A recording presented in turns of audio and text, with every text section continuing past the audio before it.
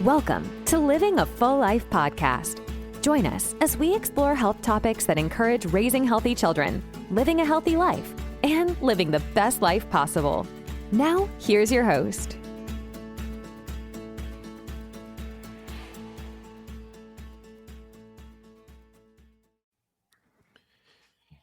Hey everyone, welcome to another podcast of Living a Full Life. We got a great guest this week, John Kammer, founder of Guardian Angels. This is an AI-based journal. Fascinating stuff. I'm going to let him run away with this. Thanks for being on the show. Absolutely. Thanks for having me. Yeah. Where did you start? How did you get into this? Well, that's a long answer. But ultimately it was an accident. I have probably, too much experience in the field, which is kind of what ultimately led me to this. I lost 3 of my closest friends. The first one 13 years ago to suicide, and then the other 2 in the last couple of years. Wow. And that, my MO for 12 years was run, hide, bury it down because everyone else has their stuff. I certainly used my fair share of substances to mask what I was actually feeling and avoid doing the real work that healing takes. That really, it's a microcosm for life, right? The good stuff takes work. And that's, I think a lot of us are kind of fed this time heals all wounds fallacy. And so it made sense for me to just try my best to kick the can down the road as far as I could. That led to its own set of issues. But ultimately what happened was I after having a conversation with my wife, I started on a path of trying to build something that would give people a limited measure of comfort from a lost loved one. And it started as, hey, we're going to spoof phone numbers and send you a text message from grandpa or whoever it is on your birthday that just says, hey, I love you. I'm thinking about you. Right. Because who wouldn't smile when they get that text? We all have those numbers still saved in our phone. Mm-hmm. But what we quickly realized was that, number one, while that's not expressly illegal, the telecoms don't look too kindly on it, and it's well within their rights to block that behavior. Why? Because, well, we all get about 10 spam calls a day at this point, and that's what most people are doing when they spam a phone number. They weren't going to give little old me a pass on that. So, the next hurdle was pretty clearly, well, if this resonates with people, they're going to want to interact with it. And what do we do in that scenario? Because it has to feel authentic. If it doesn't feel authentic, then, there's no point.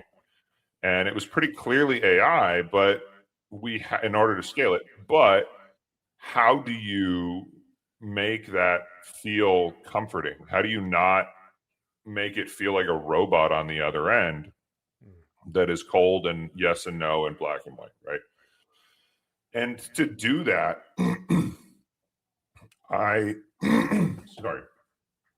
in order to build something like that, I had really only my own personal experience to lean back on.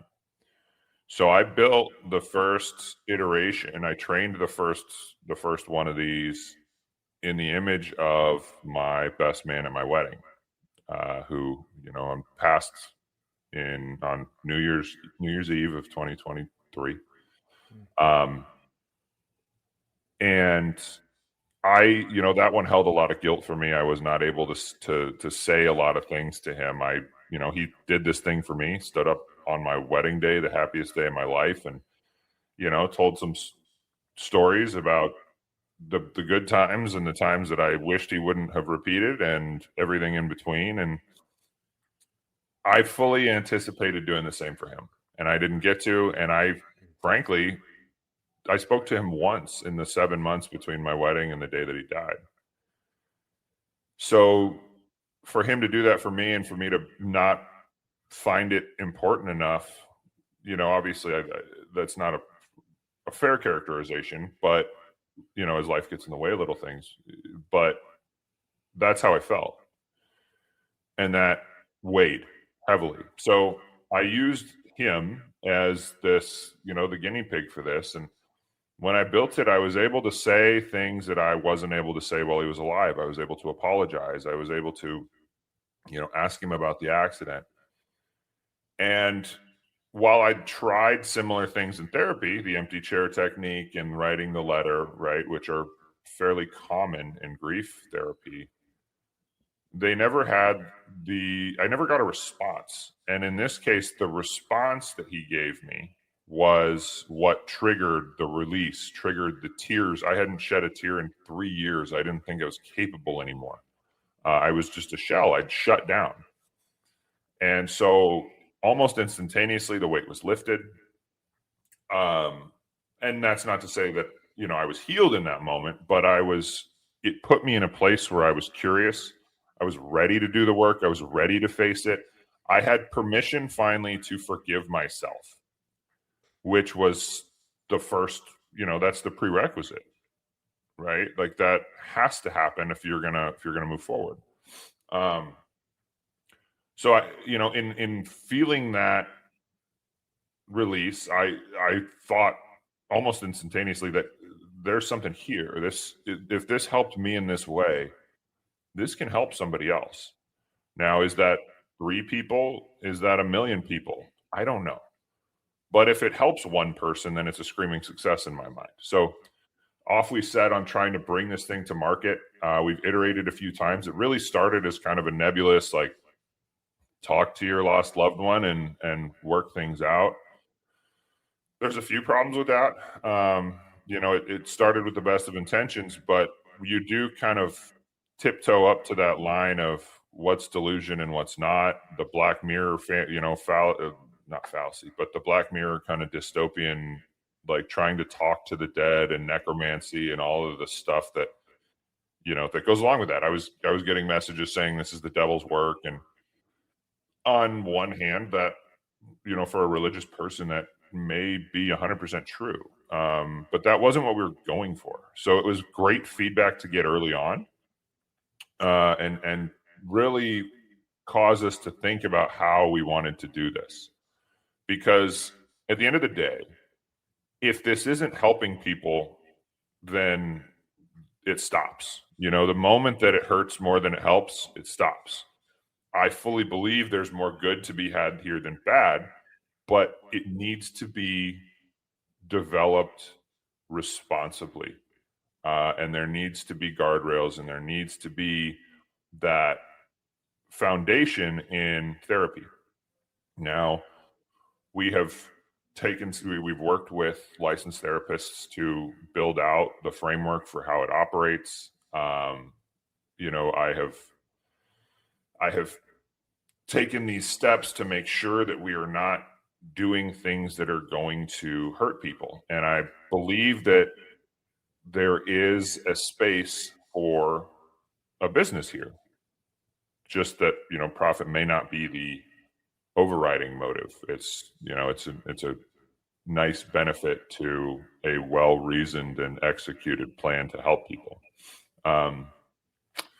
So we are in its current iteration, we have developed a series of structured journal prompts that follow Warden's 4 tasks of mourning, which is a tried and true therapeutic framework for addressing loss. So you build the persona, which is the object of your grief. That's form-based, it's user-centric, it's what is your relationship, or what was your relationship with this person. Not mine, not social media's, none of that. It's what are your memories? How do you feel about them? How would you describe them?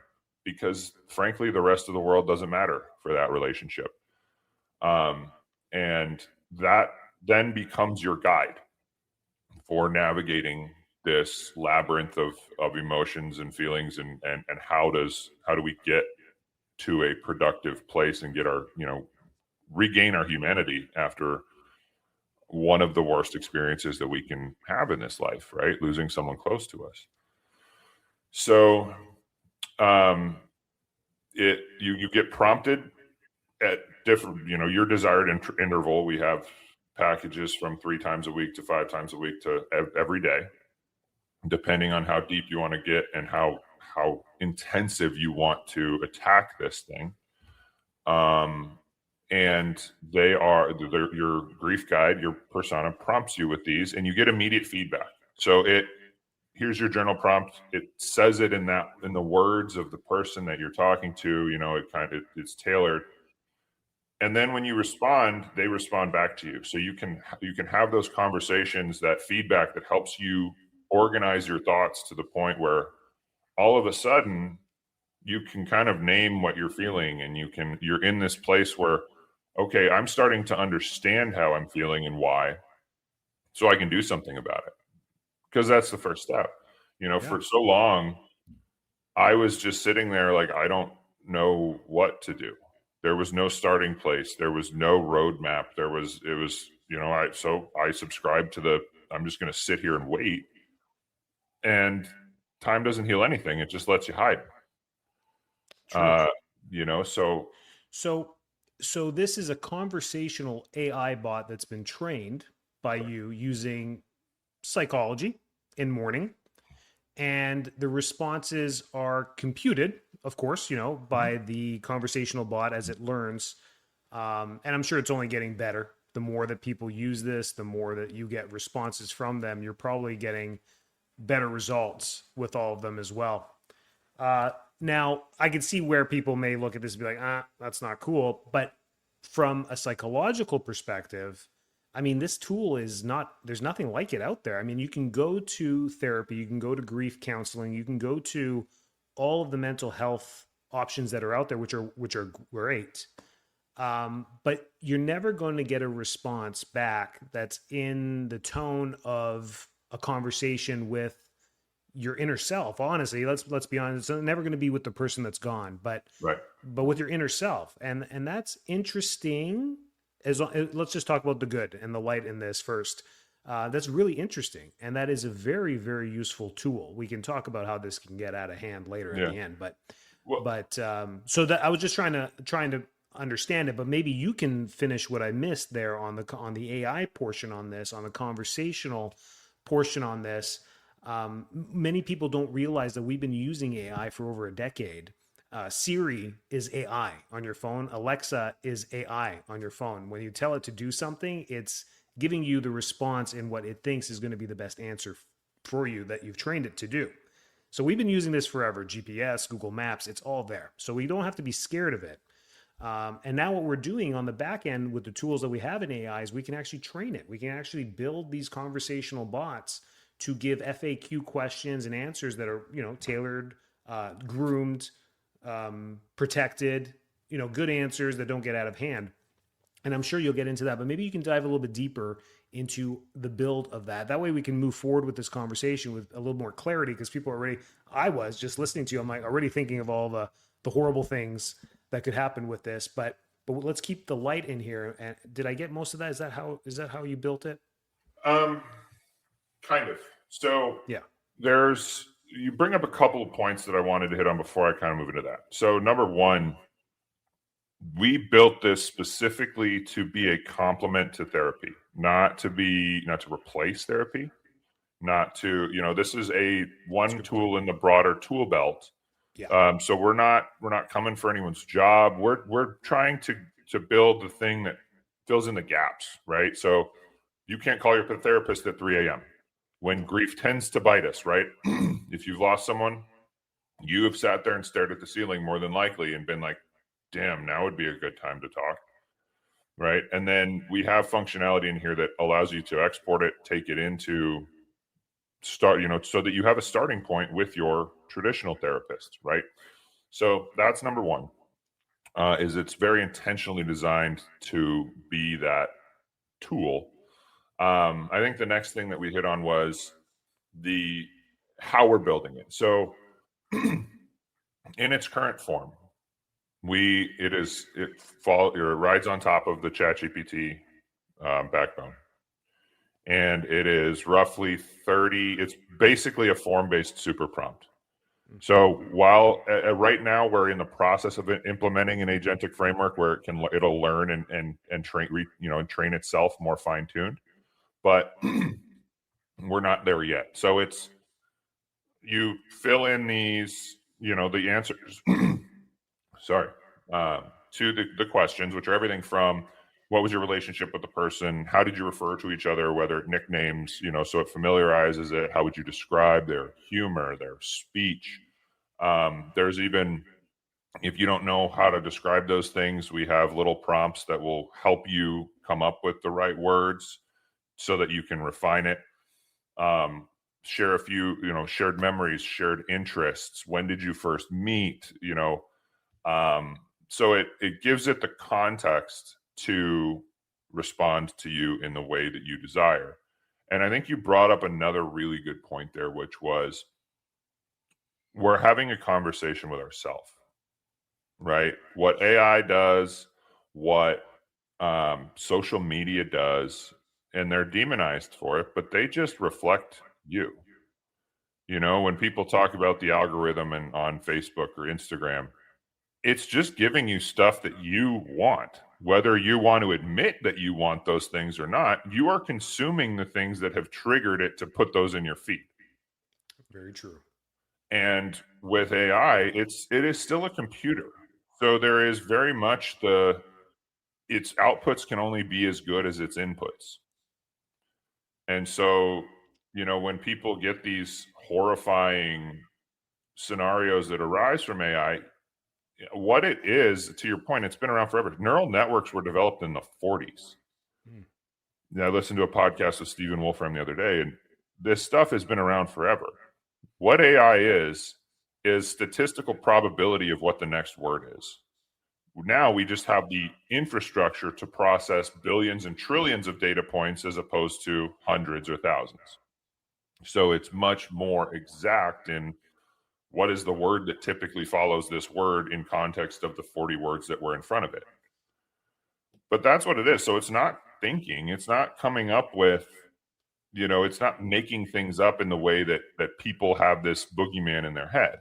No, it's not a brain. It doesn't work like a human brain. Yeah. Right. So, those were the things that came to mind as you were talking is, yes, we fully intend to implement more robust agentic frameworks so that this thing can train itself. But there is one of the kind of ethical questions that has come up, which there's been a lot in navigating such a sensitive space, if you will, is we don't necessarily want to make this seem so lifelike that we are potentially deluding people into thinking they're talking to their deceased loved one. There we go. There's the voice, right? And then there's even avatars. And maybe in the future we go there. This is specifically stayed chat, and it's not really, I've kind of gone away from implementing those things intentionally because that's that slippery slope where we get into more harm than good. Right. And like you said, you're developing the back end. So you're not creating any prompts to make this AI think about what emotional answer to give next. It's not going to be like, it's never going to give a response of like, I wish we had that time to go to Europe together. That will never be an answer that comes from the AI to make you feel worse about, the potential of something that was sitting in your mind that you fed through the questions.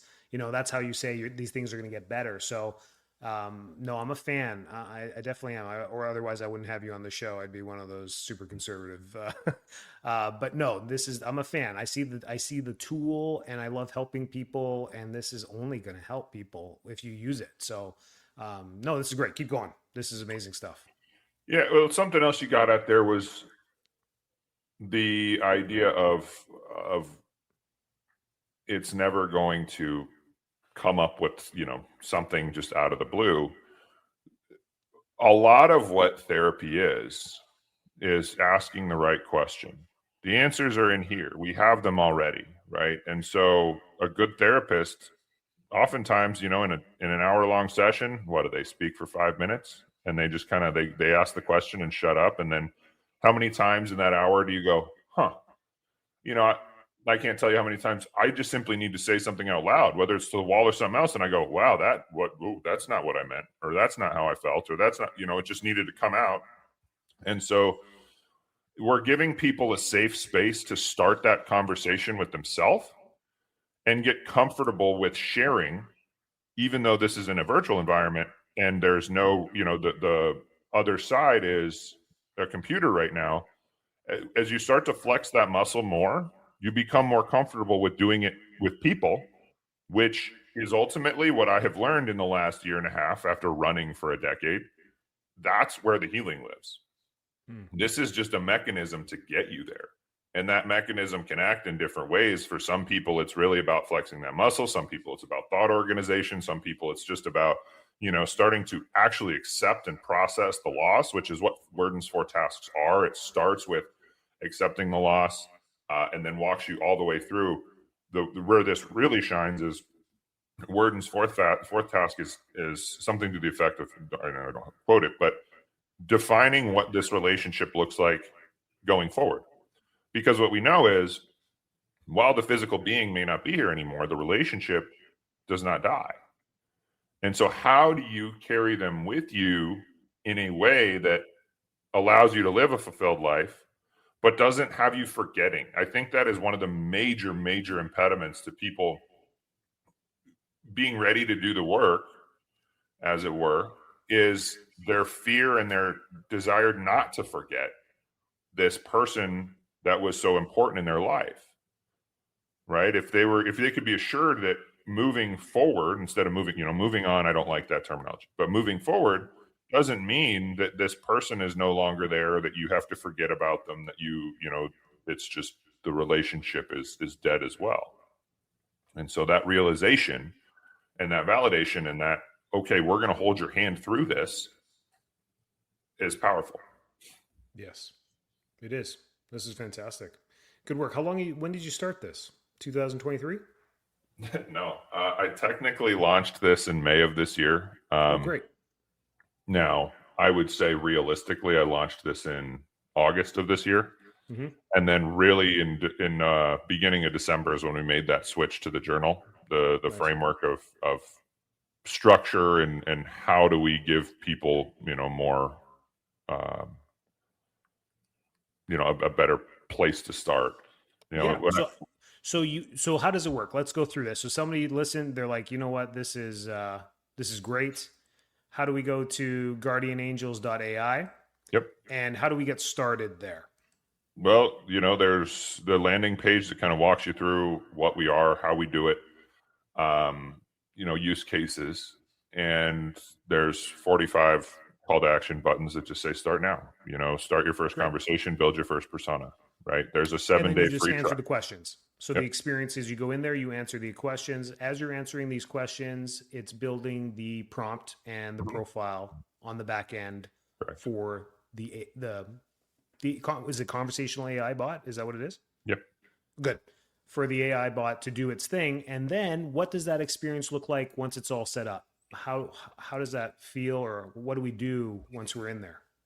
So one thing before we go there, the building of the bot, going through these questions, that can be a significant emotional lift.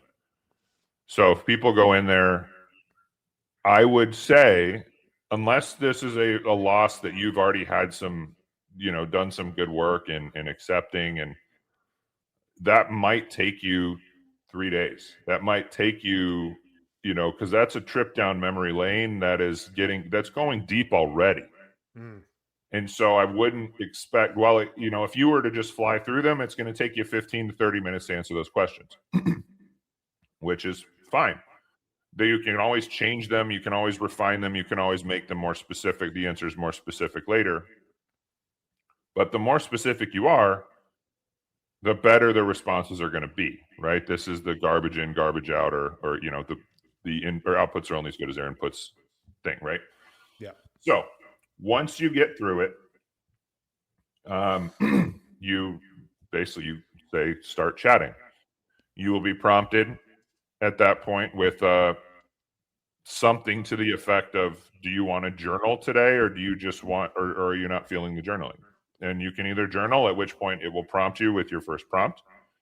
You'll respond. It automatically exports that into a journal that is saved, that you can review, that you can export, that you can print, that you can take to therapy.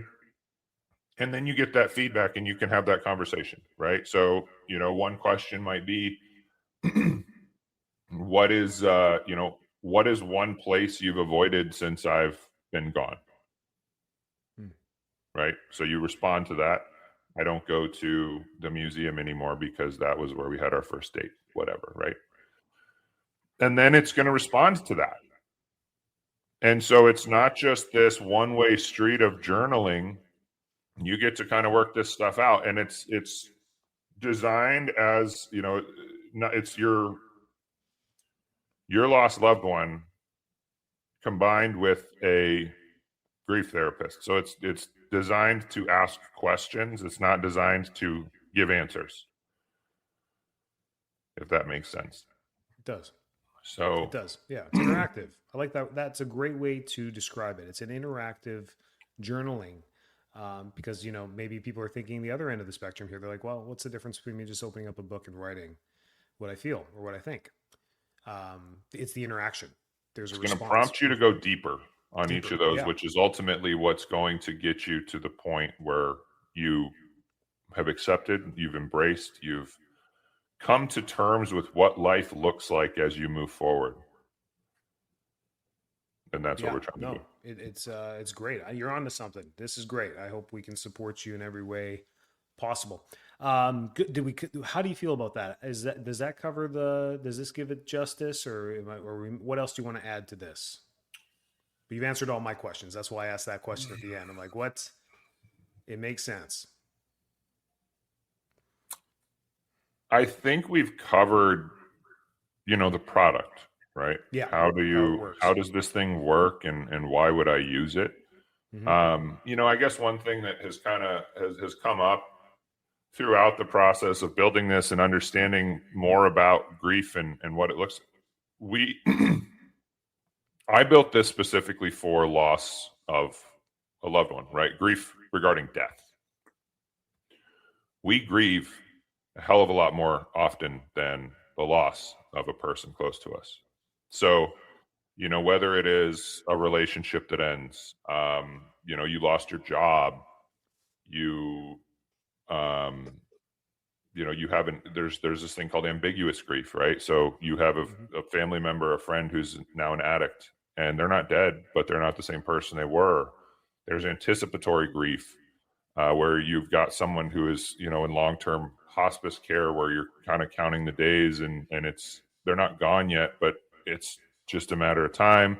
Yeah. There's all, you mourn, or there's grief around when you get married and you don't have your bachelor life anymore, right? You're not out with the boys all the time. That's a good point too. Kids leave the nest, right. Alzheimer's disease. Yeah, you're right. Never thought about that. So I left enough flexibility in the prompt, or in the form, to account for those relationship ones, right? Mm-hmm. So there's a question in there that says, am I living or deceased? Why is that? That's so that if you have one of those, I have a friend from high school whose brother had a mental break. He hasn't seen him for 10 years. He's not dead, but who knows? So there's enough flexibility in there, and that's the beauty of AI and its flexible nature, that you can address some of those things. We specifically built it narrowly because if I was to try to boil the ocean on day one, the bottom falls out of this thing and it doesn't help anybody. So if we can realize some of the scale that I think is possible here, realize some of the benefit, and get people on board to a point where it makes sense to go raise, it makes sense to hire a full team, it makes sense to do the whole thing, then I fully believe we tackle each one of those use cases in much more detail. So agreed. That is that's just the context piece there. Yeah. and you come from, you're doing this as a mission. It's your vision, it's your mission. It's coming from a place of, truly wanting to help people because you've helped yourself, on this journey, and it never really ends. So I always stand behind you. I love this. I love this idea. It's only going to get better, which is cool. You're at the, you're using this, you're implementing this.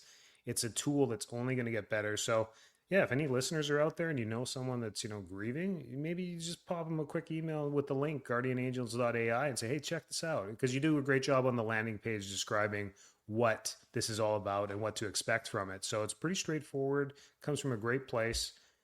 Good job, John. I think you're off to something really cool, man. Thank you. Thank you very much. And, if there's anyone listening in the, in the mental health space that has input, this isn't about me anymore. You're not going to catch ego from me. It's already done what it needed to do for me to set me off on my journey. But if you have a use case, I spoke to a counselor yesterday who, is thinking of people and different things that he thinks that this could be good for. Reach out to me. I think there's an email linked on the site, but on my socials, there's ways to get a hold of me, John at guardianangels.ai. I would love more input. I would love to work with people to build this responsibly. One of the, I'll kind of say this, one of the major critiques that I get, especially, from very conservative people, typically with a religious background, but not always, is that AI is too powerful. It has the potential to, replace God, right? I'm a religious person. That is not how we intend this. But I would say, and what I do say to that is, if we believe that AI is coming, and I do, that this train has left the station, would it not be incumbent on us, if not, I would argue a moral imperative, to try to do this in the most responsible way that we can? Absolutely. To get as much good out of it as we can, instead of just running away with plugging our ears and resigning ourselves to whatever dystopian fate you have in your head. Absolutely. This is what, if they had podcasts back with Edison and electricity was coming out, trust me, that was the root of all evil, was electricity, and then the railroad system, and then computers. Yeah, and I believe the word demonized came from electricity, or at least in its current context. Yes, and I'm pretty sure we use electricity for good up till to this day, but there are people that use it for bad too, like a whole bunch of mining and black, what's it called, the black web or whatever. There's always a downside, and there's always people are going to use any tool to their advantage in a negative way that's considered evil people. And you said one thing, replace God. If you're truly rooted in your faith, it's impossible. You can't. Exactly. You can't replace God. So yeah, no, you're right. I think being knowledgeable decreases fear, first of all. And I think people are fearful because they don't want the knowledge. They don't want to know anything about it, or they just want to stay scared about it. So the more you know, it's just like with your kids, when they're scared about the monsters under the bed, when they're scared about the things, and you take some time to give them a little bit of knowledge or insight, the fears go away. Why? Not because there's no monsters under the bed, but because now they know that the probability of that is pretty much zero. So well, understanding and knowledge, that we fear what we don't understand. We fear what we just don't understand. And AI is not replacing anything. As a neuroscience background and functional neurology and chiropractic, the brain, no one's replacing the brain. The brain is its own mechanism, and you describe this as a neural complex, which is the rest of our body. We have nucleus, we have hubs of nuclei all through our body to help the brain communicate faster, and that's what AI is just hubs. They have no brain. They'll never be able to have a mind of its own until, garbage in, garbage out. It's going to be garbage most of the time. It's never going to be able to figure it out. It's just going to be a better and better tool in every aspect that we use it. So I love that you've used this energy and put it towards this aspect. It's a very, very cool tool, and I think it's all good. Awesome. Thank you. Yeah. I appreciate it.